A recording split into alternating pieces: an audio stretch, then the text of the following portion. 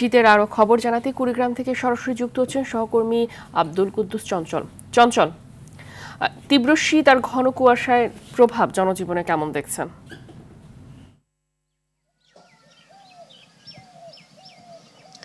ফাহমিদা, আপনাকে জানিয়ে রাখছি যে কুড়িগ্রাম উত্তরের জেলা, এই জেলায় কিন্তু হিমালয়ের খুব কাছাকাছি একটি জেলা। এখানে কিন্তু প্রতি বছর শীত আগাম পড়ে থাকে। এবার কিন্তু শীতের অবস্থা অনেকটাই নাজুক।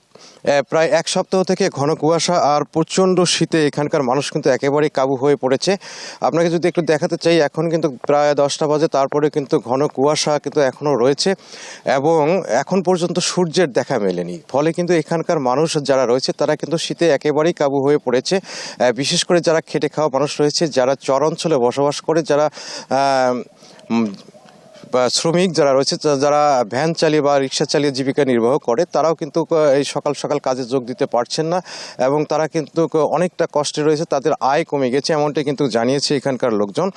আর নিরন্ন যারা দরিদ্র মানুষ রয়েছে, যারা ছিন্নমূল মানুষ রয়েছে, তারা কিন্তু সকাল সকাল কিন্তু উঠে খড়কুটো জ্বালিয়ে কিন্তু শীত নিবারণের চেষ্টা করছে এখানকার মানুষজন। আমরা প্রশাসনের কাছে খোঁজখবর নিয়ে যেটি জানতে পেরেছি যে এ পর্যন্ত 23,000 কম্বল কিন্তু তারা বরাদ্দ পেয়েছিল। এর মাঝে 19,000 কম্বল কিন্তু বিতরণ করেছে ইতিমধ্যে। এটি কিন্তু প্রয়োজনের তুলনায় একেবারে অত্যন্ত কম।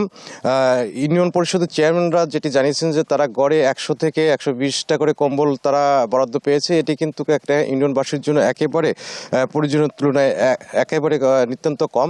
এছাড়াও কিন্তু কৃষিক্ষেত্রে এই ঘন কুয়াশার দরুন কিন্তু অনেকটা প্রভাব পড়েছে। ইতিমধ্যে কিন্তু বড় বীজতলা যেটি রয়েছে সেগুলো কিন্তু ঘন কুয়াশার দরুন কিন্তু বৃদ্ধি কমে গেছে এবং অনেকটা লালচে হয়ে গেছে।